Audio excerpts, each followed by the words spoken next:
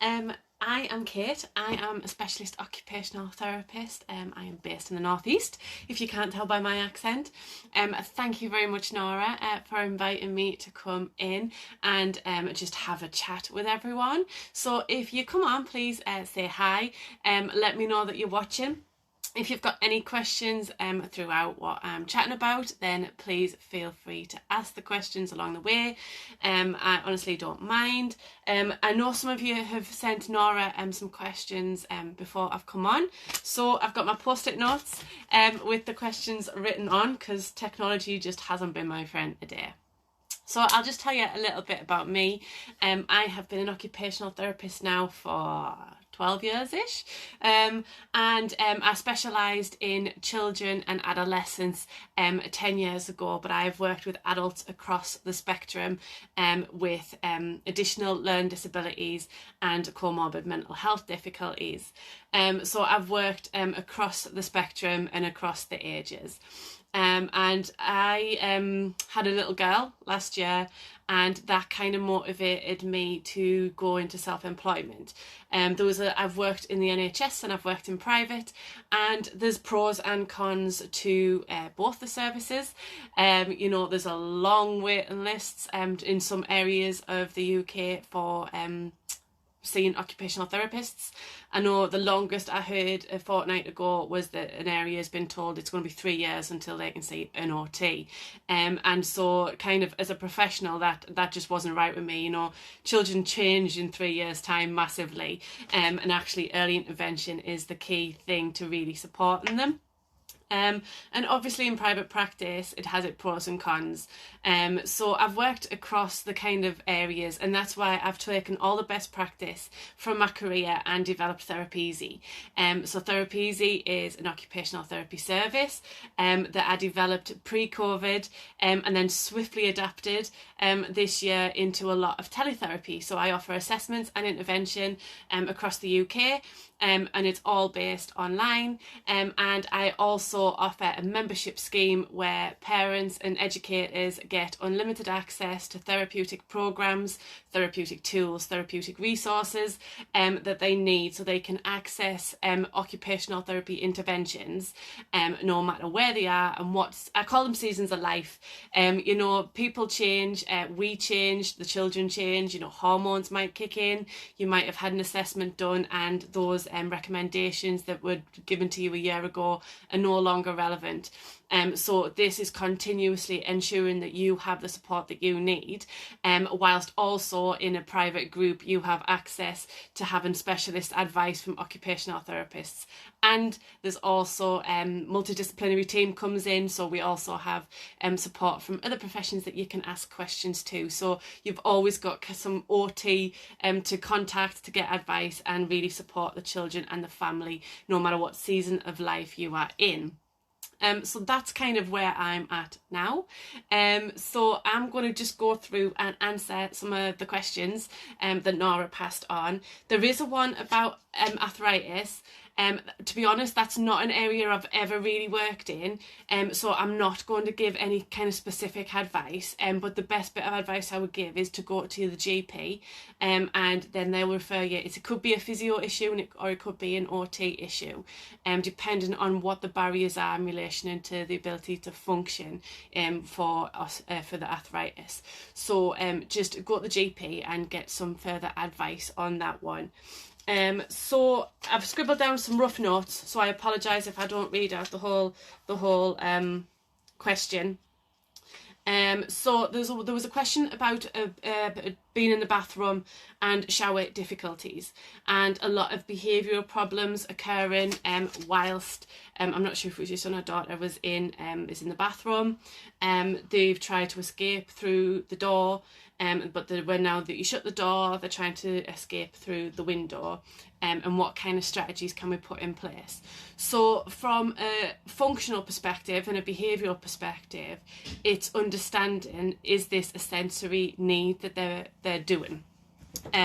If you have shut the door and they're still trying to escape through the window, I suspect that the bathroom environment is just totally overwhelming for them in one way, shape or form.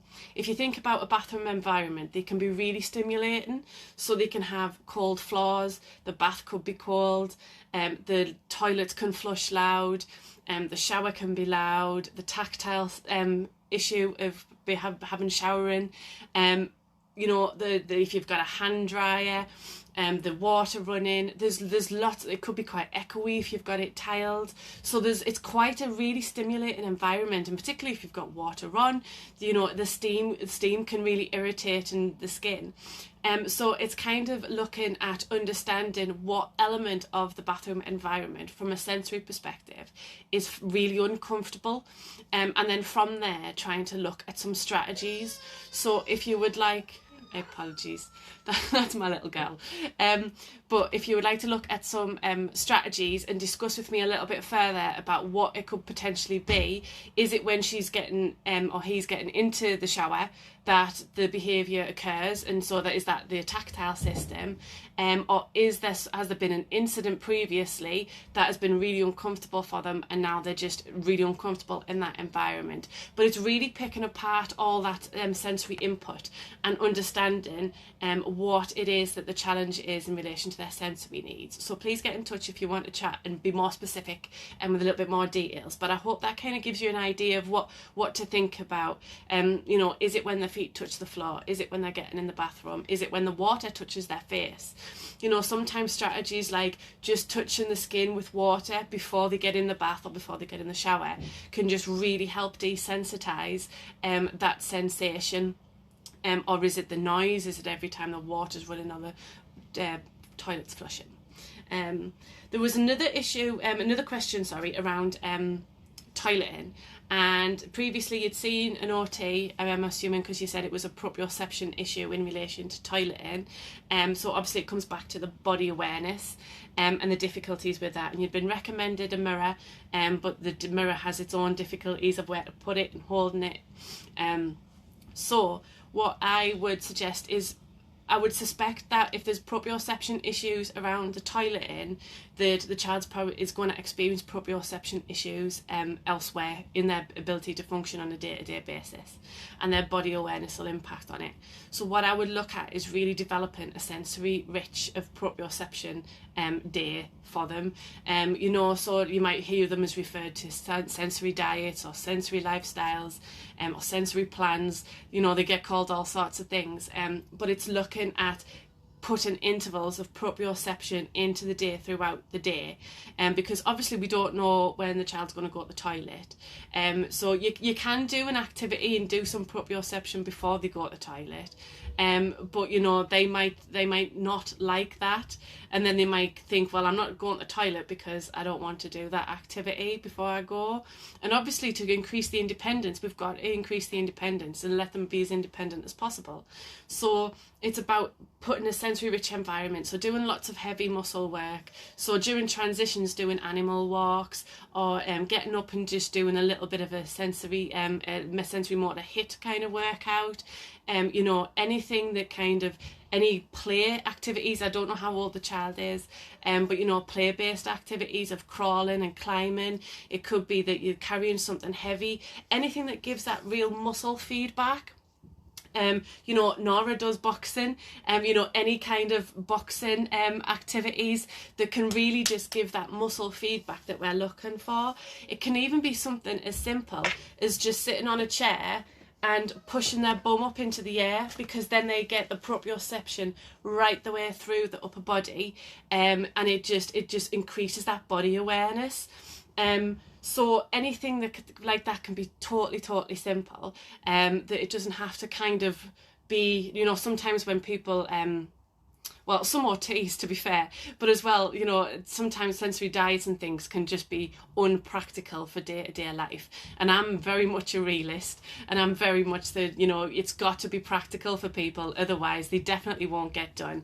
And I'm very much here to support the children and the families. So it's about just making simple activities to help. You know, if they have any kind of Play-Doh or any therapy, but even activities like putting their fingertips together and pushing through the upper limbs. If you do that, you'll feel proprioception and the muscle feedback right the way through the upper body.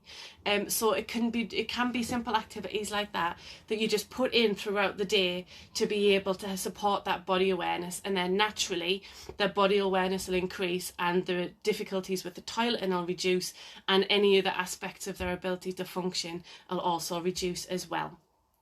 So I hope that helps, and it gives you a few little activities that you can do in relation to those. But I mean, you can even put your hands under a chair and then pull your bum into the chair. These are just simple sit you down activities that you can do, which are calming and regulating for the nervous system, but can be done anywhere. There is a booklet over on my Therapeasy page if you want to go and check that out. That's just there so you're able to have the strategies that are practical on a day-to-day, no matter whether you're in the car, whether you're in a restaurant, whether you're at home, doesn't matter. You've got the tools. So I'll move that one out the way so I don't read it again. So there was a question about having OT before, and that there was some strategies given and activities given, and then they were told that you were going to be staying on the referral list, but you got signed off and discharged from them. And the OT was confused that your child couldn't hold a pen but could thread with determination. When I read that, the first thing I thought of was threading can be really calming for a child with autism.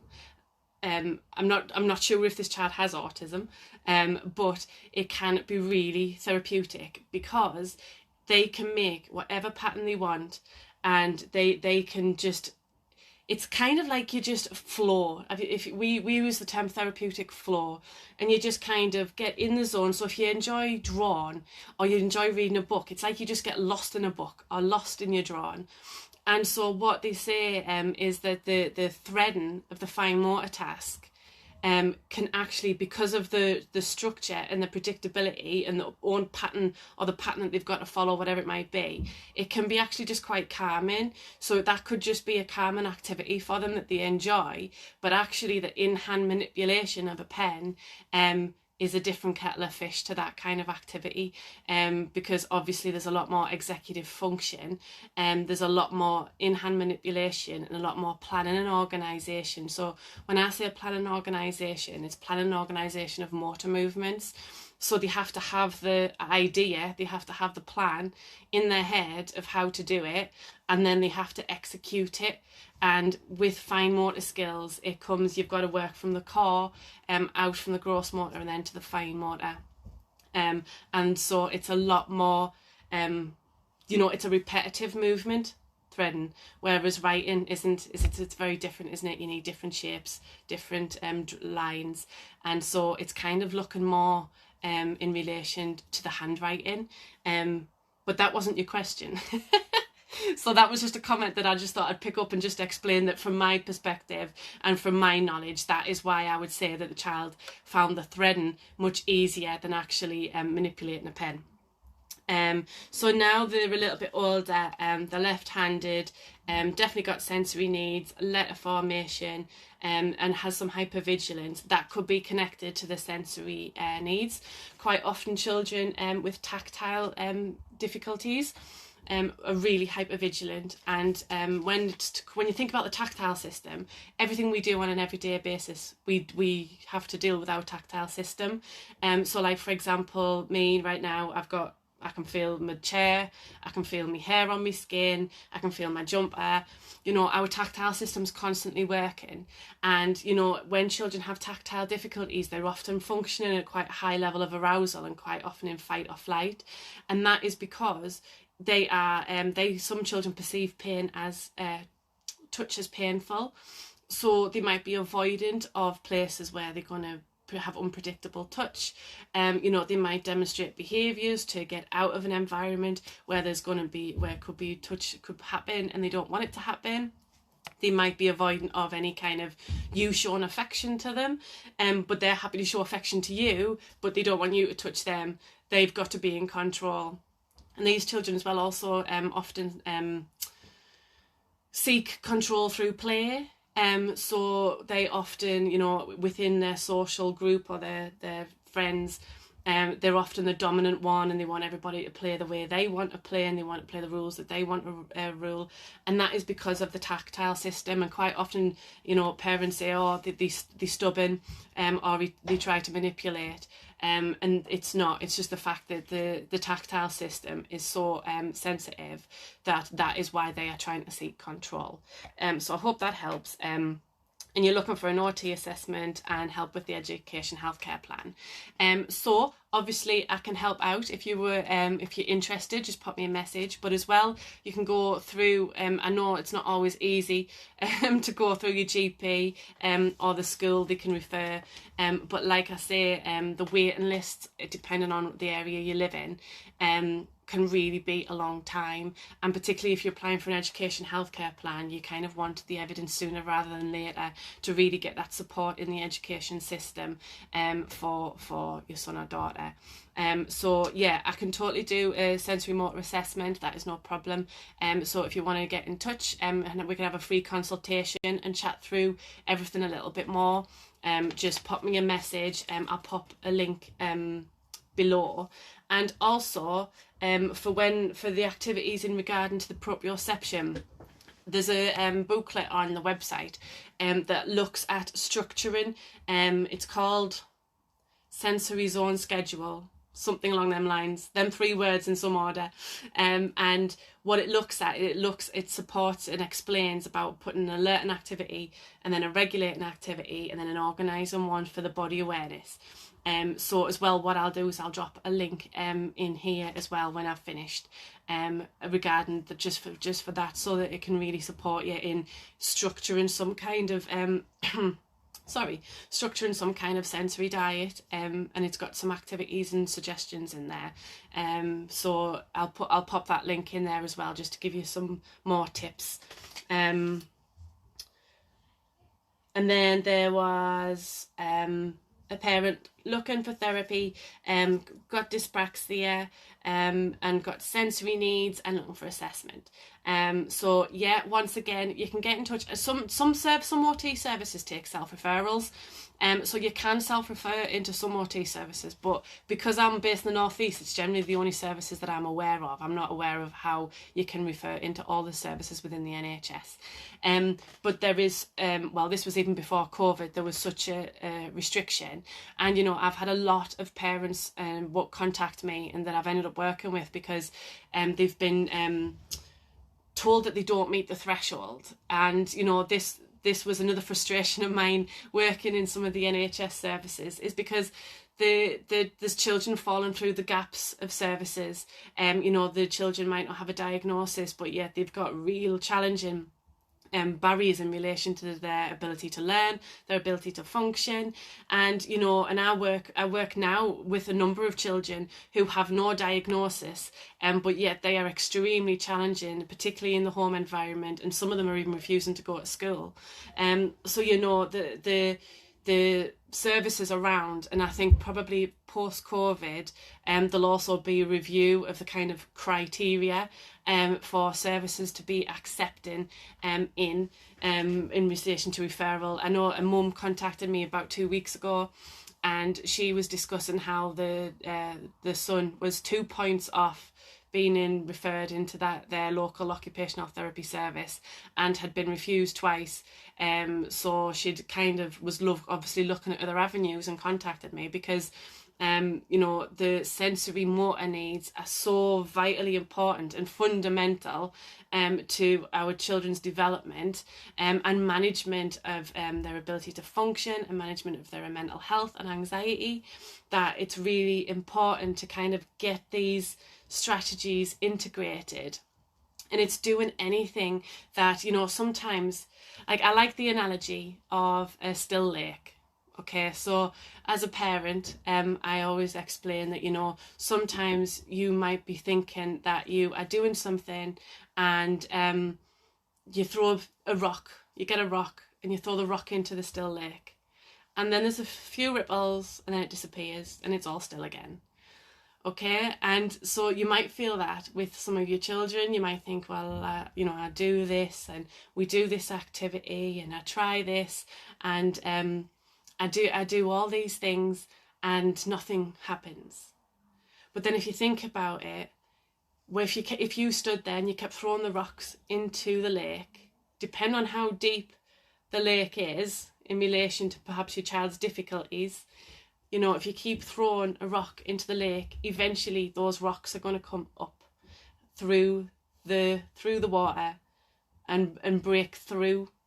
And so no matter, sometimes I think, it's hard, but if you keep throwing the rocks in and you keep building on these foundations, which is where us OTs come from, we build on the foundations that we are there, you can then break through, and it kind of gives you, so what you're doing now, you are always building on things. So although you might do activities and you might do Nora's boxercise, but you might do some OT and you might think, is it helping? You might do speech and language and think, is it helping? You might do after school clubs and everything, but it's all building on the fundamentals and these solid rocks that we need to build on to really develop our children. And I love that analogy, because I do think sometimes parents, that I've worked with over the years often feel like they putting everything into it and then it just trickles away, but it's not. It's building the foundations. After the assessment, there was no ongoing therapy. That is a massive issue across the country. So I offer therapy. It's all since COVID. I now offer either in person. Obviously, if you're based around the northeast. If not, it's we offer through teletherapy. So it's all sensory motor based assessments and interventions through teletherapy.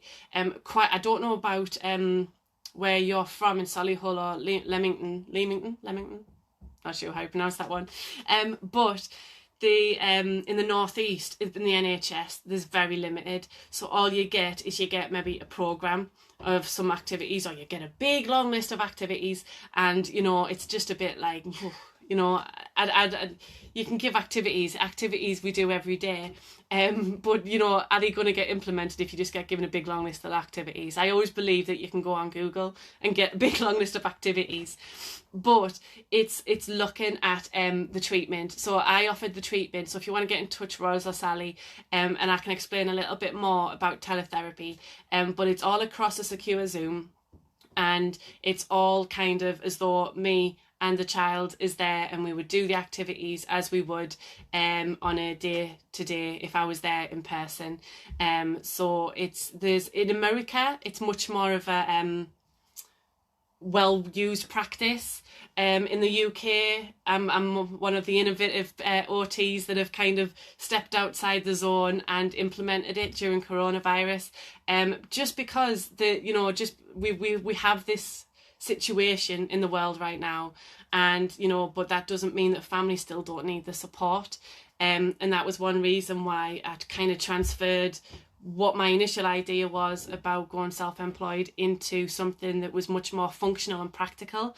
And as well, because a lot of parents I've worked with over the years say attending appointments can be hard depending on meltdowns, so it takes the demand away from getting out into the car, getting to appointments. It reduces time and demand. All you've got to do is turn on the computer.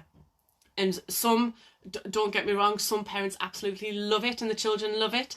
Others just don't believe it's work for them. But to be honest, it doesn't. I always support the parents, because sometimes when I'm doing the observations over Zoom and the interaction and treatment, parents will say, but then they're not progressing, like they're not doing that activity, and it's like, but they are progressing. So say, for example, I did a teletherapy treatment session, and the boy got a big therapy ball, and he sat on that therapy ball for 45 minutes. And he interacted and he engaged and he talked to me for the whole time, but he sat on there for 45 minutes. Now, his mum said at the end, well, he's done nothing. And I said, but he has. So he sat on that therapy ball. He's got the vestibular system, so he has vestibular issues in relation to his movement for sensory processing. So he got his vestibular input that he needed. he was bouncing up on the therapy ball, and I don't know if you've ever done it, but doing it for 45 minutes is hard work. You know, using all the proprioceptive feedback through the legs and down the body. Sitting on the therapy ball itself works the core, and this boy has postural difficulties, so sitting on a therapy ball and bouncing for 45 minutes really worked the core. And then he has difficulties with communicating his emotions and how he's feeling. So whilst he was doing all this, we were talking all about how he was feeling, and I was saying, you know, I'm feeling a little bit dizzy now, I don't like all this bouncing, I need to stop, you know, and it just kind of it enables you to really kind of engage. But he thought he was doing nothing. So sometimes there's a lot more to what we're observing, but I just support the parents to kind of understand that. Need a 12-year-old to engage with activities is very difficult. It's all about the Xbox.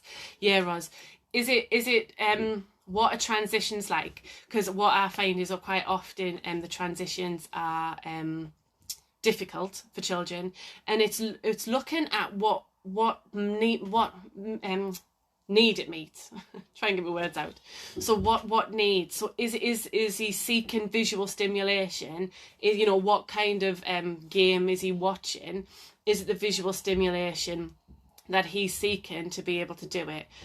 But screens are a common difficulty, and it's looking at that motivating factor of what does he like about the Xbox, and then try and transfer elements into other activities that he might enjoy, and looking at what else does he enjoy.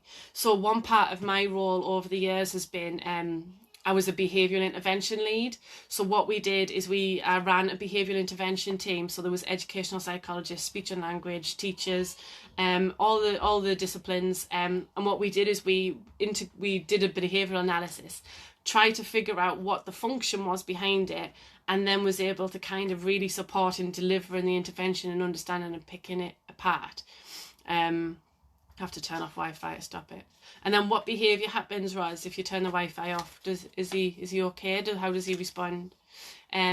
So we look at the functions of it, and actually what I've done is I've developed a framework, a sensory formulation framework that empowers parents to understand about is it a sensory, is it behaviour, and developing sensory and behavioural strategies to integrate into the home. So it gives you guys the knowledge and the understanding in relation to the different behaviours that you see, and understanding them, but as well getting a toolbox of strategies to either address the sensory need or address the behavioural need. Screaming and aggression.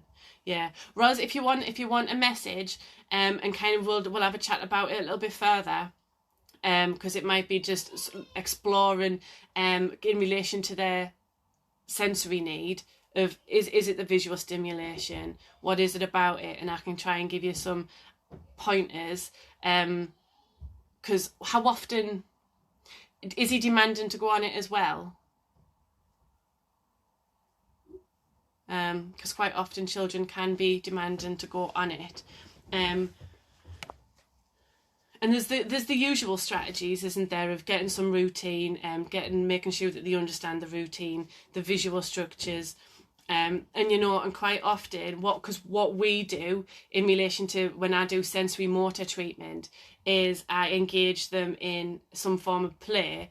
But you know, say if he enjoyed, I don't know what games there are. See, my partner just plays Call of Duty and FIFA, so I don't know on the Xbox, I'm not sure what games, but you know, say Sonic, you know,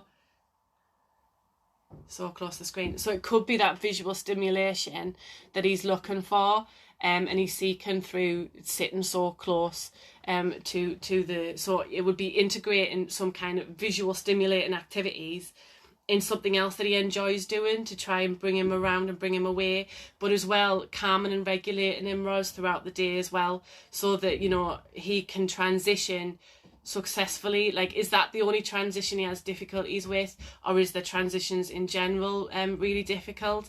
and then it's looking at putting some strategies in place for his transitions, because sometimes children find it difficult to transition from one activity to another, but also from environment to environment.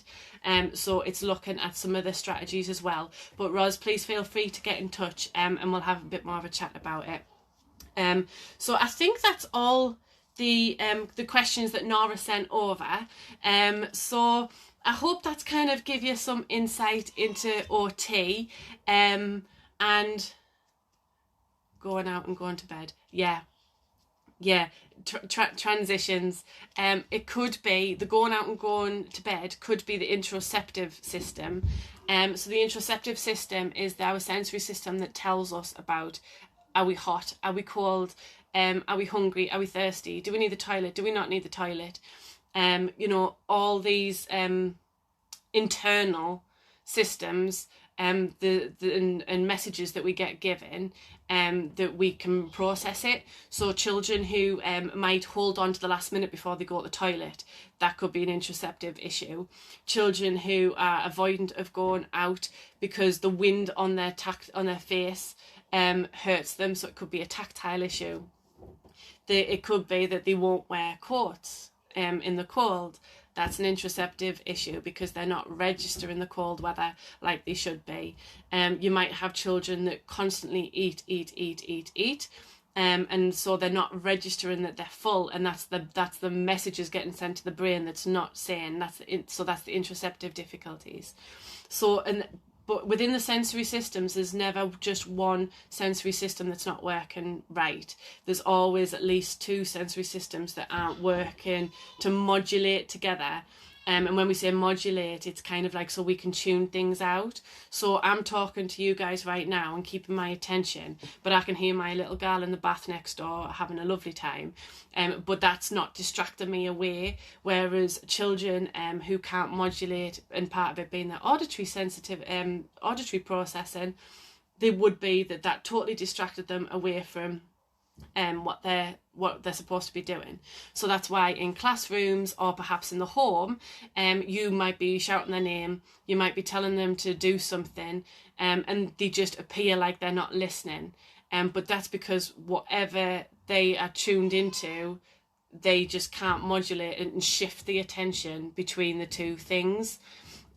So that's why sometimes they appear to ignore you or appear that they're just not listening. But it's actually because of their sensory processing difficulties. So I hope this has been useful, and I hope you found it interesting. Like I say, I can offer assessments and interventions. So for those guys who've been asking, please feel free to get in touch. We do a free consultation. So if you just want to have a chat a little bit more in depth about your concerns and what we can offer, we can go from there. But I'll pop those links in as well for the sensory structure. And was there another one I was going to put in? I'll put the website in anyway, so that if there's any more information that you guys want, but please feel free to come over and follow us on Therapeasy on the Facebook. And I also have a group which is Occupational Therapy Tips and Tricks, and in there I go in and do lives, I share resources, all sorts of stuff in relation to OT. So it might just give you a bit more understanding about your child's behaviour, on strategies on how to really support them in the home environment. If you want to get in touch, please feel free. It has been lovely talking to you, Ros. I hope that's helped. Please let me know if you've got any questions. I'll pop in later on and kind of reply back to any more comments if you've read this on the replay, and if you have read it, if you've read it on the replay, watched it on the replay, and if you do watch it on the replay, just put #replay just so that I know who's been watching, and I will hopefully see you all soon. See you later.